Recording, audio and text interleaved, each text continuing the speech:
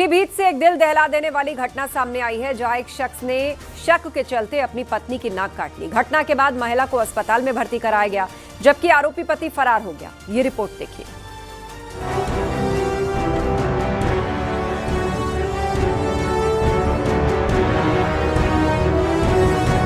पति पत्नी के बीच तकरार, शकी मिजाज पति की करतूत,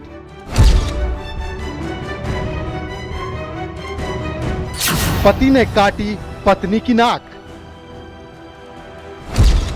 अगर शक का कीड़ा दिमाग में आ जाए तो रिश्ता खराब होने की कगार पर पहुंच जाता है। पीलीभीत के महेशापुर गांव में भी ऐसा ही हुआ। 30 साल की महिला के साथ उसके पति ने हैवानियत की सारी हदें पार कर दी। आरोपी पति अमन अपनी पत्नी पर शक करता था। इसी बात को लेकर दोनों के बीच विवाद शुरू हुआ। बात संभलने की जगह बिगड़ती गई। आरोप है कि महिला के पति ने शराब के नशे में अपनी पत्नी की नाक को काट लिया, जिससे वो गंभीर रूप से घायल हो गई। महिला की चीख पुकार सुनकर परिजन मौके पर पहुंचे। थोड़ी देर में आरोपी पति मौके से फरार हो गया। महिला खून से लथपथ थी। परिजन उसे तुरंत जिला अस्पताल लेकर गए। जिला अस्पताल में प्राथमिक उपचार के बाद डॉक्टरों ने महिला की गंभीर हालत देखते हुए उसे हायर सेंटर रेफर कर दिया।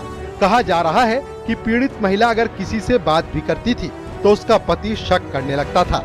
इसको लेकर दोनों में अक्सर विवाद होता था, लेकिन इस बार तो उसकी हदें पार हो गई। आरोप है कि उसने दांत से पत्नी की नाक काट दी, जिसका एक हिस्सा जमीन पर गिर गया। पूजा का पति शक्की मिजाज का है। अमन की पत्नी पूजा किसी से बात कर ले तो पति अमन उस पर शक किया करता था। इसी बात की नाराजगी को लेकर आज उसने इतना बड़ा कदम उठा लिया। पूजा का पति अमन मौका देखकर फरार हो गया और सूचना पुलिस को दी गई। पुलिस ने मामला दर्ज कर लिया है और आरोपी पति की तलाश शुरू कर दी है। शक की वजह से रिश्ते की डोर इतनी कमजोर हुई कि पति हैवानियत पर उतर आया। पीलीभीत से सैयद कयाम रजा के साथ bureau report, news 18, UP Uttarakhand. Varanasi में गंगा पुल पर एक लड़के का हाई वोल्टेज ड्रामा देखने को मिला, जहां पहले वो ब्रिज पर चढ़ गया। जब एनडीआरएफ का जवान उसे बचाने के लिए पुल पर चढ़ा तो लड़का नदी में कूद पड़ा।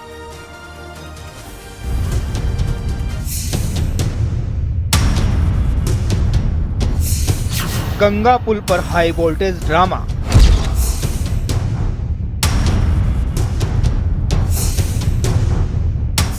पुल से गंगा में कूदा लड़का। कूद गया। एनडीआरएफ की टीम ने बचाई जान।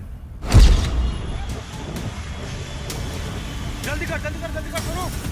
वाराणसी में एक लड़का गंगा ब्रिज पर चढ़ गया, जिसके बाद वो वहां से लगातार चिल्ला रहा था। इस तरह 1 घंटा बीत गया। वहां पर मौजूद लोग उसे नीचे आने के लिए कहने लगे, लेकिन उसने किसी की बात नहीं सुनी। पुलिस को सूचना दी गई, जिसके बाद पुलिस और एनडीआरएफ की टीम मौके पर पहुंची। पुल से उतरने की अपील की गई, लेकिन लड़के ने यहाँ भी अनसुना कर दिया। वह बार बार गंगा में कूदने की धमकी देता रहा।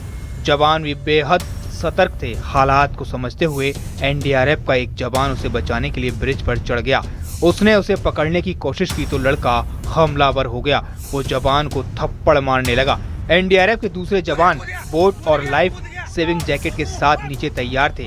मौके पर भीड़ भी जमा हो गई। सभी हैरान थे। तभी अचानक लड़के ने ब्रिज से गंगा नदी में छलांग लगा दी। जवान पूरी तरह मुस्तैद थे। वो पानी में डूब रहा था। उसकी जान खतरे में थी। अगर तुरंत मदद नहीं होती तो अनहोनी हो सकती थी। तभी एनडीआरएफ की टीम ने तेजी दिखाई। कुछ जवान उसके पास तैरकर पहुंचे, जिसके बाद उसे बोट के नजदीक लाया गया।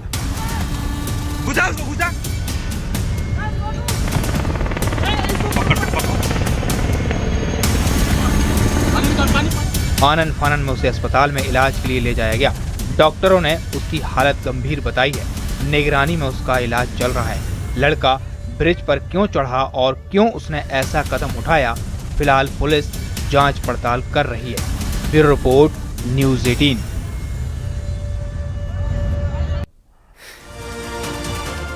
पहाड़ों पर बर्फबारी का दौर लगातार चल रहा है। एक बार फिर केदारनाथ धाम में बर्फबारी हुई। वहीं बद्रीनाथ धाम समेत औली और टिहरी में भी बर्फ पड़ी है, जिससे पहाड़ों पर सर्दी लौट आई है।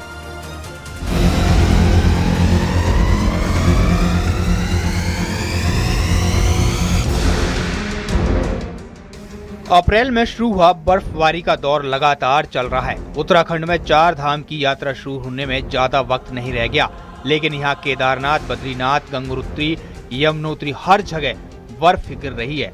केदारनाथ धाम में पिछले कुछ दिनों से बर्फबारी हो रही है। हर तरफ बर्फ का डेरा है। 3 से 4 फीट तक बर्फ की परत चढ़ी दिख रही है। ऐसे में यात्रा की तैयारियों पर असर पड़ रहा है। बर्फबारी के बाद रास्ते भी ढक चुके हैं। 22 अप्रैल को केदारनाथ के कपाट खुलने हैं, लेकिन बर्फीला मौसम प्रशासन का काम बढ़ा रहा है।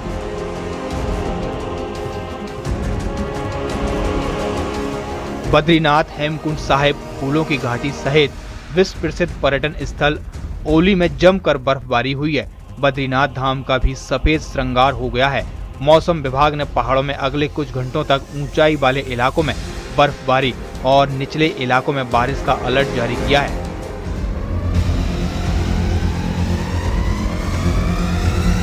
विश्व प्रसिद्ध पर्यटक स्थल ओली में मौसम बदला हुआ है, जिससे अप्रैल में अलग ही नजारा हो गया है। ताजा बर्फबारी से पूरी घाटी सफेद चादर से ढक गई है। सैलानियों के चेहरे खिले हुए हैं।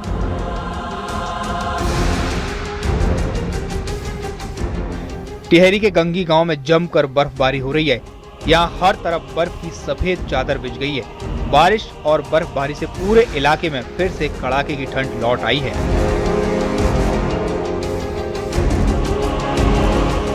टिहरी के प्रसिद्ध सूरकुंडा देवी मंदिर क्षेत्र में बर्फबारी हुई।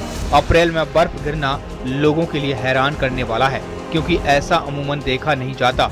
अचानक बदले मौसम से पारा भी डाउन हो गया है।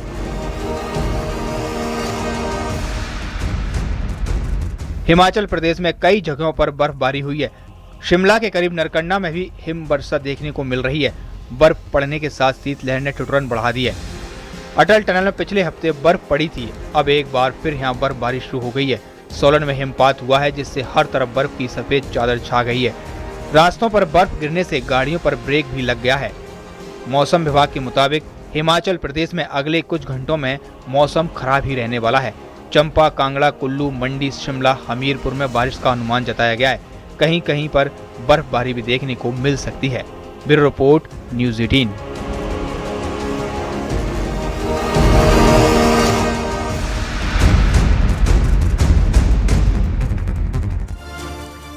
ऑस्ट्रेलिया में देखिए सनातन का रंग। बाबा बागेश्वर जब ऑस्ट्रेलिया की संसद में पहुंचे तो वहां का समय ही बदल गया। भजनों पर विदेशी झूम रहे थे। युद्ध पर क्या बोले पंडित धीरेन्द्र शास्त्री, वो भी आप इस रिपोर्ट में देखिए।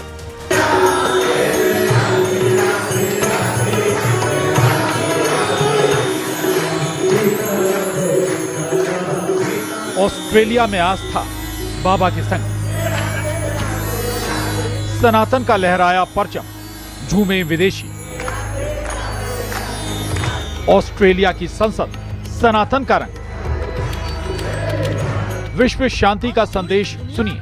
विश्व में शांति का संदेशा देते हैं। विश्व में आस्था का ऐसा अनूठा संगम आपने नहीं देखा होगा विदेशी धरती पर। सीताराम के भजन पर देखिए कैसे विदेशी भक्त झूम रहे हैं, जयकारे लगा रहे हैं। सिर्फ जयकारे ही नहीं, सनातन के रंग में रंगे नजर आ रहे हैं। बागेश्वर धाम के पीठाधीश्वर पंडित धीरेन्द्र शास्त्री ने शांति का संदेश दिया, वो भी सीधे ऑस्ट्रेलिया की संसद से। अनेक हैं, मत अनेक हैं, संत अनेक हैं, पर सबका सिद्धांत एक ही है, विश्व में शांति हो।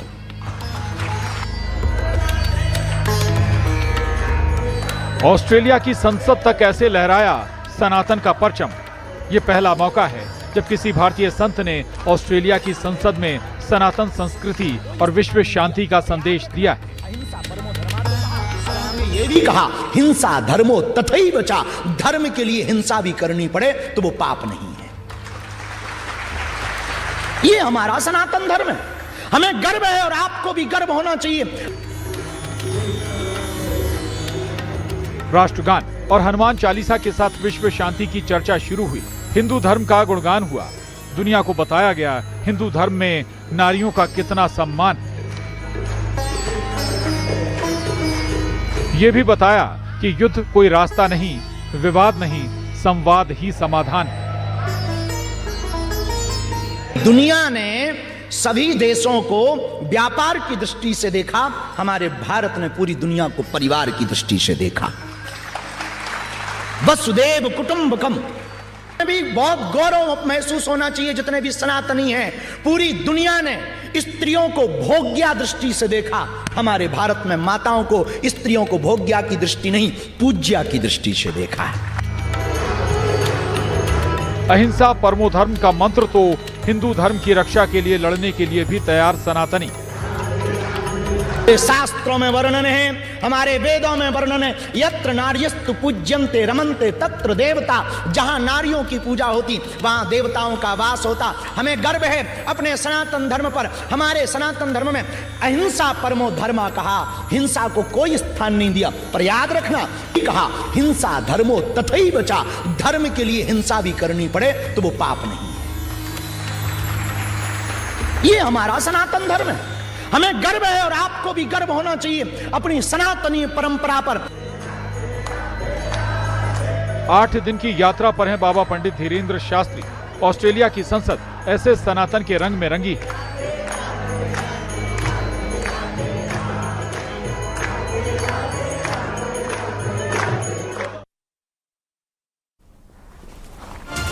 बागपत में 24 साल से परिवार का हिस्सा रही एक गाय की मौत के बाद उसे अनोखी विदाई दी गई। ढोल नगाड़ों के साथ अंतिम यात्रा निकली तो लोग भावुक हो उठे।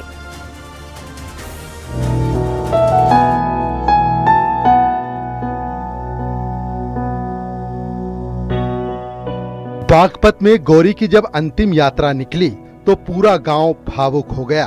24 साल का साथ निभाने के बाद अब वो अलग दुनिया में जा रही थी, जहां से कोई लौटकर वापस नहीं आता। मुकुंदपुर गांव में इंसान और पशु के इस खास रिश्ते की भावुक मिसाल देखने को मिली। गौरी नाम की गाय 24 साल पहले देवेंद्र शर्मा के घर पर आई थी, लेकिन गौरी का साथ इतना ही था। इतने सालों तक परिवार की सेवा करने के बाद घर के सदस्यों ने उसके अंतिम संस्कार को भव्य तरीके से करने का फैसला किया। पूरे सम्मान के साथ फूलों और गुब्बारों से अर्थी को सजाया गया। फिर गाड़ी में रखकर उसकी अंतिम विदाई शुरू हुई। ढोल नगाड़ों की गूंज, फूलों की बरसात और पूरे गांव की मौजूदगी, ये कोई आम विदाई नहीं थी, ये एक रिश्ते का सम्मान था। संकर नस्ल की इस देसी गाय ने सिर्फ दूध नहीं दिया, बल्कि 3 पीढ़ियों को पाला। वो 12 लीटर दूध देती थी, वहीं अपने जीवन काल में 15 बछड़ों को जन्म भी दिया। गौरी ने अपने जीवन को देवेंद्र के परिवार की सेवा में समर्पित कर दिया। अब गौरी की उम्र भी काफी हो चुकी थी। पिछले महीने से उसकी तबीयत भी सही नहीं थी, वो खड़ी नहीं हो पा रही थी। तभी से परिवार को अंदेशा होने लगा था कि गौरी अब उनसे बिछड़ जाएगी। परिवार ने उसे बचाने की हर संभव कोशिश की, लेकिन गौरी ने आखिरकार अलविदा कह दिया। जैसे ही गौरी की मौत की खबर आई, पूरा गांव इकट्ठा हो गया। गौरी की अंतिम विदाई शुरू हुई। हर गली, हर मोड़ पर ग्रामीणों ने उस पर फूल बरसाए। अंतिम यात्रा के बाद गौरी का खेत में अंतिम संस्कार कर दिया गया। इतना ही नहीं, देवेंद्र का परिवार अब उसकी 13वीं भी पूरे विधि विधान से करेगा, क्योंकि गौरी उनके लिए सिर्फ पशु नहीं, बल्कि उनके परिवार की अहम सदस्य थी। गौरी के जाने से एक खालीपन आ गया है, लेकिन वो परिवार की यादों में जिंदा है। बागपत से शहजाद राव के साथ bureau report, news 18, UP Uttarakhand.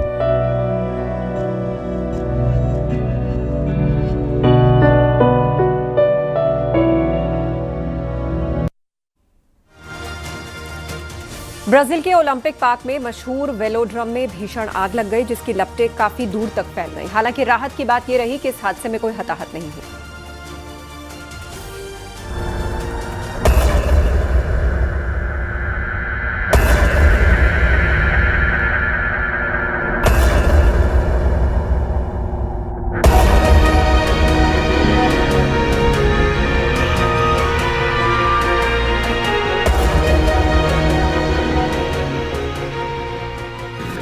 Brazil के रियो डी जेनेरियो का ये ओलंपिक पार्क है, जहां साल 2016 में ओलंपिक खेलों का आयोजन भी हुआ था। लेकिन यहां पर उस वक्त अचानक हड़कंप मच गया जब ओलंपिक पार्क के एक वेलोड्रोम के गुंबद में भीषण आग लग गई। आग इतनी विकराल हो गई कि वो अपना दायरा बढ़ाती जा रही थी। देखते ही देखते पूरे ओलंपिक पार्क में काले धुएं का गुबार छा गया। इस भीषण आग में स्टेडियम की आधी छत जलकर खाक हो गई। पुलिस और दमकल विभाग को आग लगने की सूचना मिली, जिसके बाद फायर ब्रिगेड की टीम ने मौके पर पहुंचकर मोर्चा संभाला। करीब 20 दमकल गाड़ियों और 80 फायर फाइटर्स ने घंटों की मशक्कत के बाद आग पर काबू पाया। लेकिन राहत की बात यह है कि इस हादसे में किसी के घायल होने की खबर नहीं। आखिर आग किन हालातों में लगी, इसकी जांच शुरू कर दी गई है। जांच पड़ताल के बाद ही सच्चाई सामने आएगी। गौरतलब है कि ये वही वेलोड्रोम है जिसने 2016 के ओलंपिक खेलों की मेजबानी की थी और बाद में ये ब्राजील के साइकिलिस्टों और एथलीटों के लिए एक अहम ट्रेनिंग सेंटर बन गया। चौंकाने वाली बात ये कि ओलंपिक खेलों के आयोजन के बाद इस वेलोड्रोम में आग लगने की ये तीसरी घटना है। इससे पहले साल 2017 में भी यहाँ 2 बार आग लग चुकी है। ट्रैक साइकिलिंग एक अलग तरह का खेल है जो ढलान वाले ट्रैक यानी वेलोड्रोम में खेला जाता है। इसमें इस्तेमाल होने वाली साइकिलें भी खास डिजाइन की होती हैं। ये वेलोड्रोम ओलंपिक पार्क का हिस्सा है जो न सिर्फ खेलों का केंद्र है बल्कि एक सांस्कृतिक स्थल और संग्रहालय के रूप में भी जाना जाता है। ये भी राहत की बात है कि अंदर का मुख्य ढांचा और साइकिलिंग ट्रैक पूरी तरह सुरक्षित है। अभी प्रशासन आग से होने वाले नुकसान का आकलन कर रहा है। वेलोड्रोम को फिर से शुरू करने में अभी काफी वक्त लगेगा क्योंकि नुकसान बड़ा लग रहा है। जांच पड़ताल के साथ इसकी मरम्मत का काम भी शुरू होगा। Bureau report, news 18।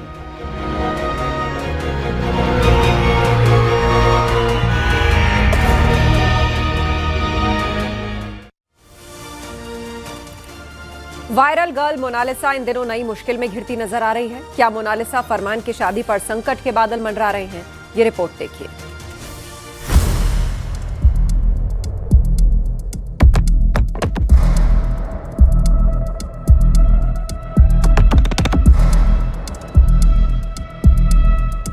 और मैं वीडियो एक लेटर के साथ सभी को मेल कर रही हूँ, तो प्लीज हमारी मदद करो। हमें खुलेआम मारने की, काटने की धमकी दी जा रही है।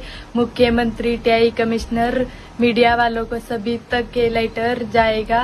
हमारी मदद करो प्लीज। नोटिस मानवाधिकार आयोग का प्राप्त हुआ है। किसी ने उस मानवाधिकार आयोग को शिकायत की है, उसके तारतम्य में एक नोटिस जारी हुआ है। वो हमें प्राप्त हुआ है। उस नोटिस के आधार पर हम जांच कर रहे हैं। जांच के बाद जो भी तथ्य आएंगे, तथ्यों के आधार पर अग्रिम कार्रवाई की जाएगी। मोनालिसा फरमान का इश्क, शादी से हनीमून तक,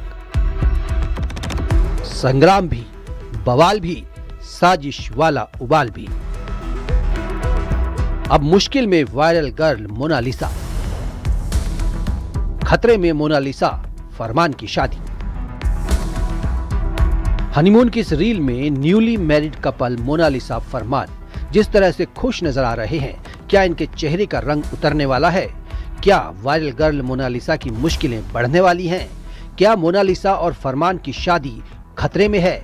अब ये सवाल क्यों? तो जरा इस दस्तावेज को देखिए।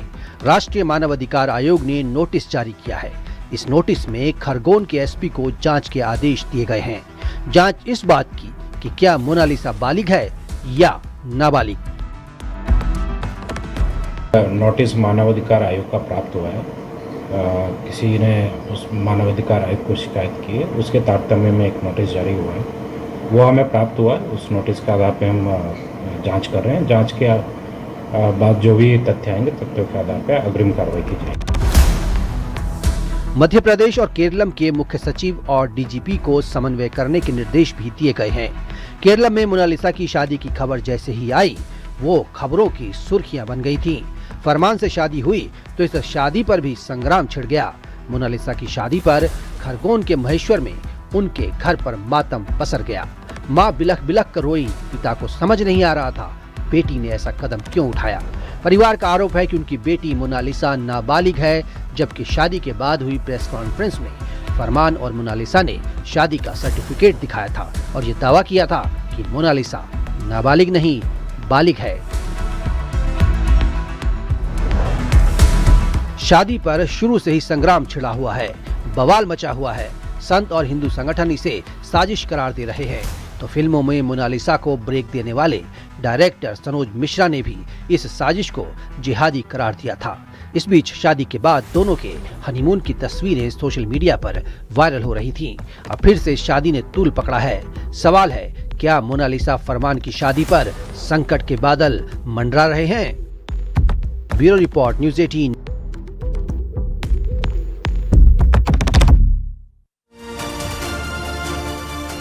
कांग्रेस अध्यक्ष मल्लिकार्जुन खड़गे के बीजेपी और आरएसएस को दिए विवादित बयान पर मौलाना अंसार रजा ने भी ऐतराज जताया और कहा कि सियासी भाषण में पवित्र कुरान का जिक्र क्यों किया गया, जबकि कुरान का किसी भी आयत में ऐसा नहीं लिखा गया है। इसके लिए मल्लिकार्जुन खड़गे को माफी मांगनी चाहिए। तकरीर कर रहे हैं, आपने कुरान को क्यों उसमें शामिल किया? किसने आपको यह समझाने की कोशिश की है कि आप इस तरह से आप कुरान को और आरएसएस को या कुरान को और बीजेपी को जोड़ करके आप मुल्क में नफरत फैलाने की कोशिश करें कि इस्लाम नफरत फैलाता है? आपने ये कोशिश की है कि कुरान में ये नफरती भाषाएं लिखी हुई हैं। आपने ये कोशिश की है कुरान को बदनाम करने की, इस्लाम को बदनाम करने की। तो खड़गे साहब, आपको इस बात का खंडन करना चाहिए अवाम में आकर के कि आपने गलत कोट किया है। कहीं कुरान में ये आयत नहीं है जो आपने बयान की है। ये एक हदीस शरीफ है और वो हदीस शरीफ ये है, कत्लल मौजू कब्लल ईजा। ये हदीस शरीफ है। जब आपको नहीं जानकारी थी तो आपको कुरान को कोट नहीं करना चाहिए था, आपको माफी मांगनी चाहिए और अवाम में आकर के खंडन करना चाहिए। आइए आपको सुनवाते हैं कांग्रेस अध्यक्ष मल्लिकार्जुन खड़गे का वो बयान जिस पर मचा है बवाल। 6 अप्रैल को असम के श्रीभूमि जिले में एक चुनावी रैली के दौरान कुरान का हवाला देते हुए मल्लिकार्जुन खड़गे ने कहा था, अगर किसी के सामने से कोई जहरीला सांप गुजर रहा हो, भले ही वो उस पर नमाज पढ़ रहा हो, तो उसे नमाज छोड़कर उस जहरीले सांप को मार देना चाहिए। अगर कोई इस जहरीला सांप